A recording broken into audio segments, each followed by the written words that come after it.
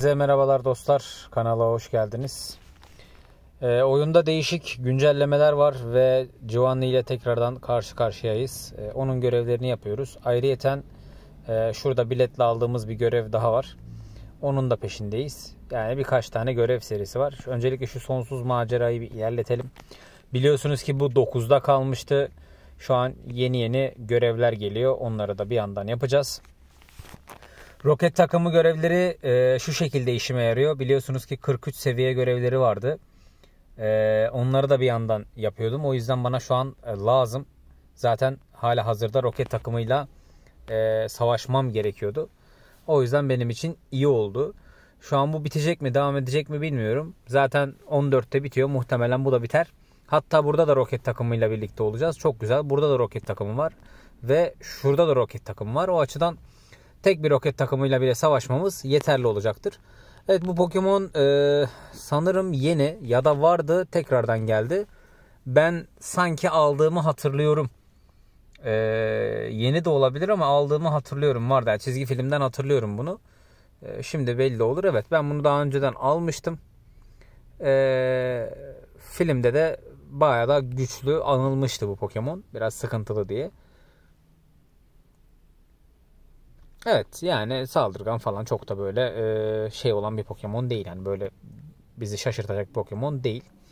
Şunları alalım. Bu arada son dönemlerdeki herhalde oyun içinde en fazla kuluçka topladığım an oldu. Çünkü sürekli oyun kuluçka veriyor bize. Evet, bu devam eder. İnternette bir sıkıntı yaşıyorum zaten, onu hissediyorum. Biraz geç geliyor. Dışarısı çok soğuk. Şu an arabanın içindeyim. Birazdan yine çıkıp dolaşacağım ama ara ara arabanın içine geri dönüyorum. Çünkü gerçekten normalden çok soğuk dışarısı. Şu görev gelmedi. Birazdan akar gelir ve gelmiş. Pokemon yakalayacağız. Pokemon göndereceğiz ve yine roket takımıyla savaşacağız. Evet, bir roket takımı yenmemiz 3 ayrı 4 ayrı yere fayda sağlayacak. O yüzden roket takımlarını yenmemiz lazım. Bu arada ben bol bol biriktirmiştim. Roket takımı radarım zaten var ama radarı şu an değil. Radarı ilerleyen dönemde açacağım. Şu an o görevlerde değiliz. Ben bunları ufak ufak tamamlayayım dostlar. Zaten ne yapacakmışız? Pokemon yakalayacakmışız. Oturduğum yerden şu Pokemon'ları yakalarım. Ondan sonra çıkar turlarken de roket takımlarını yenerim. Bunu böyle bir video şeklinde yapacağım. Biraz uzun olabilir. Yani bu yolculuk Giovanni'ye kadar gidecek. Giovanni'yi yeneceğiz dostlar. Hatta Giovanni'yi yenme serisinde şuradaki Melmetal'in kaya kayması hasarını değiştirip onu şey yapacağız. Şöyle hemen yapalım. Onu dövüş türü hamle yapacağız. Çünkü ilk Pokemon'u biliyorsunuz, o kedi normal tür olduğu için dövüş tür hamleleri ona çok ciddi hasar verecektir. Ben şimdi bunları yakalayayım. Daha da böyle video uzamasın. Ama bu videonun sonu Giovanni'ye kadar gidecek diye umuyorum. İzlemeye devam edin dostlar. İyi seyirler. Evet dostlar, görevin ikinci kısmını da bitirmiş olduk. Şunları hızlıca alıyoruz. Yavaş yavaş Giovanni'ye doğru bir yolculuk diye düşünüyorum. Diğer tarafta da, yan tarafta da görevler var. Onları da bitirdim. Özellikle böyle arka arkaya gelmesini sağladım ki sizlere tek seferde bunları anlatayım. Evet, bunun da müsabakası varmış. Katılabiliyorsak iyi olur. Müsabakaları seviyoruz çünkü bol bol ödüller veriyor. Şunu alalım. Görevin 3. kısmını da görelim. Şu an yansımadı. Diğer tarafı alayım. Ondan sonra tekrar oraya dönüş yaparım. O görevin 3. kısmını da görmüş oluruz. Bence bu tarafta bitecek dostlar. Öyle düşünüyorum. Evet. Roket takımı görevi buradaymış. Bildiğiniz klasik. Tek tek hepsini buluyoruz. Bütün takım liderlerini, bunları alt edince de siyah radar alıyoruz. Burada görev henüz gelmedi. Burada görev gelmedi. Şöyle çıkalım bir baştan bakalım buraya. Şunu da alayım. Görevleri tamamlayınca mı gelecek? 3. kısmın gelmesi lazımdı çünkü. Zaten o yardımcı liderleri alıyoruz. O liderleri aldıktan sonra Giovanni'ye ulaşabiliyoruz. Evet. Bu kısımda yine roket takımı serisi alt edeceğiz. Gölge Pokemon yakalayacağız ve fasol atış yapacağız. Onun dışında da şu arkadaşları bulacağız. Ben bunları bugün bulurum. Videonun devamında, tabi siz bunu 1 saniye 2 saniye sonra göreceksiniz. Videonun devamında da dostlar buraları da size gösterip ardından Giovanni'yi bulup sizlerle birlikte saldırırız. Şu an baktığım kadarıyla yok. Radarı da aktif ettik. Zaten şu gördüğünüz yerlere gideceğiz. Onları bulup ardından videoya devam edelim dostlar. İzlemeye devam edin. Evet dostlar, ilk liderimizle karşılaştık. Zaten normalde arka arkaya hızlı bir şekilde çıkıyorlar. Sadece son bir tane kalınca o genelde zor bulunuyor. Ve burada size verebileceğim en iyi taktiklerden biri, aynı lidere bir daha saldırmayın. Çünkü inadına karşınıza sürekli aynı lider çıkıyor. Aklınızda bulunsun. Aynı liderleri çıkartıyorlar. Radarınız boşuna gidiyor ve tekrardan siz radar bulmak zorunda kalıyorsunuz. Hani ben radar biriktirdim. Ben önceden defalarca kez bu işi yaptığım için radar biriktirdim, ama radar biriktirmediğiniz durumlarda dostlar sizin radarınız bitiyor ve tekrar radar bulmak zorunda kalıyorsunuz. Şimdi 2 tane lider karşınıza genelde hızlı bir şekilde çıkıyor. Bunları alt ediyorsunuz. Sonra son kalan lider de çıkmıyor dostlar. O biraz yoruyor, biraz uğraştırıyor. Biraz gezdiriyor sizi. Onu yaptıktan sonra da bu sefer Giovanni biraz gezdiriyor. Şimdiye kadar bu şekilde oldu. Ne kadar büyük değişiklik yapmışlar bilmiyorum. Onu hep birlikte göreceğiz. Umarım hemen çıkar. Evet. Bu arada liderler çok zor olmuyor. Giovanni biraz zor olabilir. Ama liderler genelde çok zor olmuyor. Liderleri bulmak genelde zor oluyor dostlar. Evet, bir de şöyle saldıralım. Gerçi peri türü Pokemon'umuz var. Onunla tek seferde alt edebiliriz aslında. Ejder türü olduğu için. Şöyle periye geçelim. Hasarın değişimini görüyorsunuz zaten. Çok iyi hasar vurmaya başladık. Bu da tamam. Son Pokemon'umuza geçtik. Bitki ve kaya türü Pokemon'u bitki olduğu için hemen bir ateş hamlesi yapıyoruz dostlar. Ben genelde bu Pokemon'da bir yandan da ateş hamlesi bırakıyorum. Bu Pokemon'da ateş hamlesi biraz sürpriz oluyor çünkü karşıdaki için. Beklenmedik bir hamle oluyor. Tabii çok yüksek vuramadı. Bir yandan da kaya olduğu için çok büyük bir etkisi olmadı. Bu durumda zaten kaybetmezsiniz ama yine de temkinli olmak lazım. Maç bitmeden tamamen bitmiş sayılmaz. Bunu da yendik. Radarı hemen aktif edeceğim. Normalde radarınız yoksa tekrardan 6 tane daha basit roket takımı üyesini yeniyorsunuz. Radar alıyorsunuz. Bir daha saldırıyorsunuz. Normalde bu iş çok uzun. O yüzden ben genelde radar biriktirmeyi tercih ediyorum. Radar biriktirip radarları tekrardan aktif edip hızlı bir şekilde en azından bu süreci daha hızlandırmaya çalışıyorum. Şimdi Pokemon'u hemen yakalayacağız. Tabii Zubat zaten yakalanması zor bir Pokemon. Ekstra karanlık olduğu için, gölge olduğu için daha da zor oluyor. Ama çok önemli değil. Yakalamasanız da problem değil. Yani çok tercih ettiğim Pokemon değil zaten. Ben şu an tamamen toplarımı bitiriyorum. Çıksın diye. Evet. Hiç uğraşamam. Bir Pokemon'un Shadow'u normalden daha güçlü oluyor. Her zaman aklınızda bulunsun. Yani çoğu zaman diyebiliriz buna. Evet, Zubat'ı da yendik. Gölge Pokemon yakalayın görevi de varmış. Şimdi diğer arkadaşın çıkmasını bekleyeceğiz. Burada zaten birini aldık. Diğerleri de çıktıktan sonra siyah radarı alacağız dostlar. Burada da roket takımı alt serisi zaten yenmemiz gerekiyormuş. Bir yandan da onları yenerek görevleri yaparız. Bu şekilde ilerleyecek. Bugün ya da yarın bitirmeye çalışırım. Radarım aktif. Şuna bir bakayım. Belki liderdir. Bakın aynı şey çıktı. Görüyor musunuz? Aynı lider çıktı. Bunu kesinlikle saldırmıyorsunuz. Bunu pas geçiyorsunuz. Yoksa radarınız boşa gider. Ben diğerlerini de buluyorum. Sırayla atacağım. Bugün içinde bitirmeye çalışacağım dostlar. Takipte kalın. Dostlar, ikinci liderimiz de karşımıza geldi. Dediğim gibi aynı liderler gelirse onlara dokunmuyoruz, bulaşmıyoruz. Sırayla bütün liderleri alıyoruz. Şimdi bir tek kız olan lider kaldı. Onu da bulacağız. Ardından siyah radarımızı alacağız. Ve yolumuza devam edeceğiz. Şimdilik plan bu şekilde. Evet, Mewtwo gerçekten güzel bir üstünlük sağlıyor. İyi bir vuruş değerine sahip. Tabii atakları yavaş olduğu için ağır ama sağlam vuruyor. Biliyorsunuz normalde ben bu atakları tercih etmiyorum. Daha böyle sık ve küçük atakları tercih ediyorum. Pokemon'dan Pokemon'a da değişiyor. Şöyle hemen sadece kalkanı harcamak adına bir tane atak yapayım. Mewtwo'da değişiklik gösteriyor. Bazen buz kullanıyorum. Bazen farklı ataklar kullanıyorum. Tamamen ruh halime göre değiştirebiliyorum ataklarını. Normalde psikik kullanmak tabii ki Mewtwo'nun asıl yeteneği olduğu için daha güçlü olabilir ama ben farklılık olsun ya da işte karşı takımdaki arkadaşı şaşırtmak adına bazen bu tarz şeyler de yapabiliyorum. Evet, bunu alamadık. Yani bu Pokemon'la en azından alamadık ama Mewtwo 2 kalkan bir Pokemon yendi ve bir Pokemon'un yarısına geldi. Zaten o görevini yapmış bulunuyor. Tamamen artık savunmasız bir karşı takım var. Muhtemelen bu son harcayacağım kalkan diye düşünüyorum. Bundan sonra ihtiyacım olacağını sanmıyorum. Evet, atağı kullanalım. Bir özel atak yememek için. Bu atağı kullanalım. Bunun özel atağı zaten çok gecikmiyor. Orta seviyede de olan bir şey.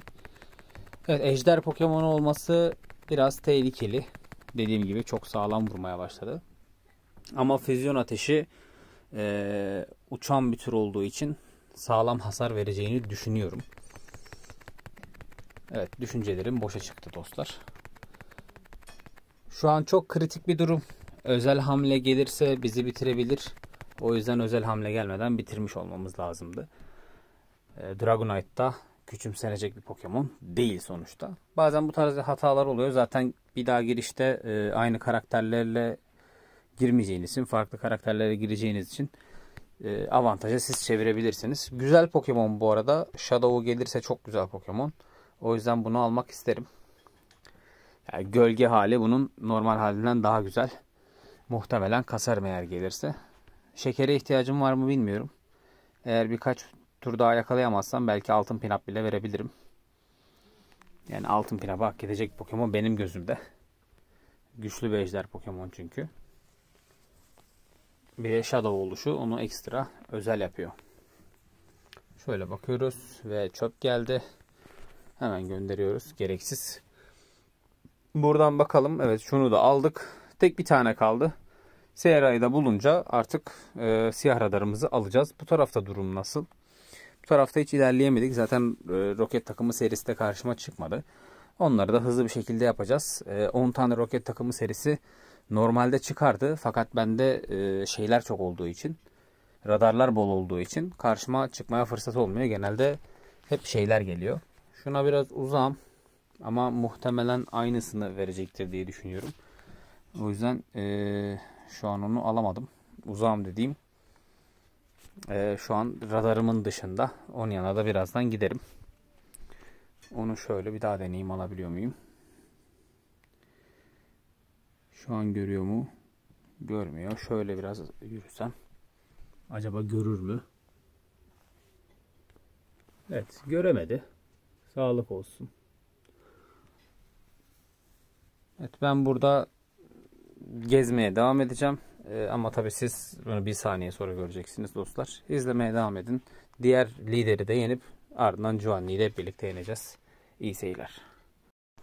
Evet dostlar, son liderimizle de karşılaştık. Bu beni bayağı bir yordu. Yaklaşık bir 3-4 saatimi aldı bunu bulmak. Tabi ara ara mola verdim ama sonuçta bulması zor oldu. Liderleri yenmek zor değil ama bulmak sıkıntı. Özellikle son lidere kaldığınız zaman, Giovanni'den önceki son lidere kaldığınız zaman bu sizi ekstra yoruyor. Çünkü sürekli aynı karakterler çıkıyor karşınıza. Bilet harcatıyor aslında bilmeyen arkadaşlar için. Tabi izleyip öğrenen arkadaşlar benim gibi bilet harcamıyorlar ve doğru karakteri, doğru lideri bulana kadar da aramaya devam ediyorlar. Dediğim gibi bunlar zor değil. Giovanni'nin de zor olacağını sanmıyorum. Artık bu seviyelere geldiğimiz zaman zor diye bir şey kalmıyor. Akınlar sadece zor kalıyor. Onları da hep birlikte aşıyoruz. Akınlar için ne yapıyorsunuz? Bizim Discord hesabımıza geliyorsunuz dostlar. Hep birlikte istediğiniz her türlü Pokemon'u alıyorsunuz. Shadow'lar dışında. Örnek veriyorum, şu an Ho var, Shadow. Gölge. Onu almak için maalesef bir arada olmanız lazım. Benim şu an bir arada olabileceğim 3-4 kişilik bir ekip burada yok. O yüzden onu muhtemelen alamayacağım. Onun dışındaki her türlü problemi beraber çözebiliyoruz. Tabii onları da çözmenin bir yolu var ama devreye hile geçtiği için ve biz hileyi sevmediğimiz için o yüzden onları şimdilik almıyoruz. Yani almamayı tercih ederiz. Yoksa Shadow Ho çok güzel bir Pokemon. Nadir denk gelecek Pokemon'lardan biri ama sıkıntı yok. Bu arada nasıl geçti lider? Çok iyi geçti tabii ki. Şimdiye kadar iyi gidiyoruz. Burada ateş Pokemon'unu seçiyorum. Çünkü karşımda bir bitki var.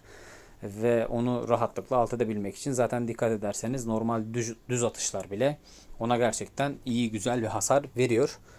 Bunu da bitirmiş olduk. Shadow Pokemon'ları yakalamak tabii ki bunların Pokemon'ları önemli.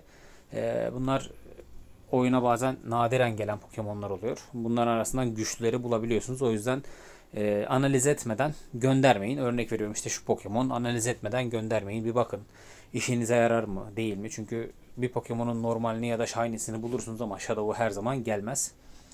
O yüzden değerlendirin gölge Pokemon'ları. Bunu da aldık. Tabii ki Ivy kötü. Şimdi ödülleri alacağız sizlerle birlikte. Şunu bir es geçelim. Şimdi bununla uğraşmak istemiyorum. Radarımızı aktif edeceğiz dostlar. Buradaki her şeyi alıp radarımızı aktif edeceğiz ve radarla birlikte yürüyüp hareket edip Juanli'yi de bulmamız lazım. Artık son aşaması o. Bu çok oldu. Bu görevleri çok fazla yaptım. O yüzden hakimim. Juanli'yi bulduğum zaman artık sizlere o anı da göstermiş olurum. Ben biraz uğraşacağım. Siz birkaç saniye sonra göreceksiniz. İzlemeye devam edin. Evet dostlar, bahsi geçen arkadaşı bulduk. O kendini karizma sanan bir arkadaş. Pokemon güzel. Bu arada alacağımız Pokemon güzel. Umarım Ivy'si çok iyi gelir. Herkese çok iyi gelir. Tabii bunların Shiny'si falan gelmesi de önemli. Şimdi burayı size anlatmak istiyorum dostlar. Burada neden Melmetal'i seçiyorum? Burada Melmetal'i seçme sebebim ataklarının hızlı oluşu.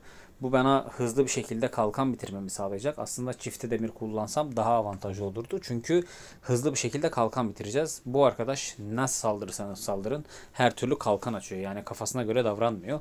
İşte saldırı düşüktür diye ya da karşıdaki Pokemon uygun değildir diye size kalkan açmamazlık yapmıyor. Her türlü kalkan açacağı için ilk etapta her zaman hızlı hata dolduran Pokemon'ları seçin. Kalkanı bitti. Normal dövüş hamlesiyle saldırıyoruz. Sebebi de karşımızdaki Pokemon'un bir normal oluşu. Normal tür oluşu. Normal türe karşı vereceği hasar dövüş Pokemon'larının güçlü oluyor. Hızlı da olunca da gördüğünüz gibi çok az hasar alarak bu Pokemon'u alt etmiş oluyoruz. Melmetal de zaten dayanıklı bir Pokemon biliyorsunuz. Çok da sevdiğim, çok da kullandığım bir Pokemon. Hatta bu kadar güçlü olmasına bile gerek yok. Atakları arasında çok büyük değişiklikler olmuyor. Şimdi kalkanlar bitti, bir Pokemon bitti. Tek Pokemon'la birkaç hamle yapmış olduk. İlk başta Pokemon karşınıza çıktığında mutlaka önce saldırın bir süre. Ondan sonra özel atağınızı yapın. Çünkü dikkat ederseniz karşıdaki Pokemon özellikle roket takımlarında biraz bekliyor. O bekleme fırsatını 3 hamleyle 4 hamleyle tamamlama şansınız var. Bunlar neden önemli? Çünkü özellikle son Pokemon'u çok ağır hasar veriyor. Evet yavaş vuruyorlar, evet geç vuruyorlar ama çok ciddi hasarlar verdikleri için bu tarz küçük fırsatları değerlendirmezseniz oyunun sonunda 2 hamleyle ölebilirsiniz. Evet normal taş atakları tabii ki işe yaramayacak ama Pokemon'da peri atağını değiştirebilirdim. Çok da önemli değil. Normal vuruşları zaten her türlü üstesinden gelecektir. Bir kalkan, 3 Pokemon ve tek Pokemon'u kaldı. Burada tabii ki Pokemon'a karşı antik gücün ya da ateş hamlesinin herhangi bir faydası olmayacaktır su Pokemon'u ama zaten normal hamlelerle her türlü biteceğini düşünüyorum. Güçlü dayanıklı bir Pokemon ve ataklarına dikkat edin. Çok sağlam 2 atakta hatta 3. atağın yarısı da boşa gitti. 2 atakta da bizi yenmiş oldu. Melmetal'in de buna karşı çok büyük avantajı olacağını düşünmüyorum. Yine de ufak ufak ataklarla en azından normal ataklarla ve düz ataklarla canını düşürmeye çalışacağız. Melmetal'in de çok büyük avantajı biliyorsunuz çok hızlı bir şekilde doluyor. Onun da avantajı şu arkadaş bize hiç vurmadan biz ona neredeyse 3 hamlelik bir vuruş yapabiliyoruz. Burada dövüş türünü de dövüş hamlesini değil de diğer hamleyi seçseydim bir atak daha yapabilirdim. Evet ona denk şu an bizim Pokemon ona denk gördüğünüz gibi hasarı az. Burada ufak bir kayma oldu ve Pokemon görünmedi. Bu ataklarla da muhtemelen bitmiş olur. Pokemon zaten artık çok kasmış, bir de mega olduğu için bir zahmet hasar almasın. Bu şekilde dostlar, bence çok zor değildi, hatta kolaydı bile, ama dikkat etmezseniz son Pokemon sizi her türlü yer, ona dikkat etmeniz lazım. Şimdi umarım yakalanması zor değildir. Neden öyle diyorum? Çünkü bu Pokemon'un normalinin yakalanması zor. Hatta kanalda da 2 tane ya da 3 tane kaçırdığım vardır. Onlara da bakabilirsiniz. Tabii Shadow olunca bu durum değişebilir ya da daha da artı olabilir.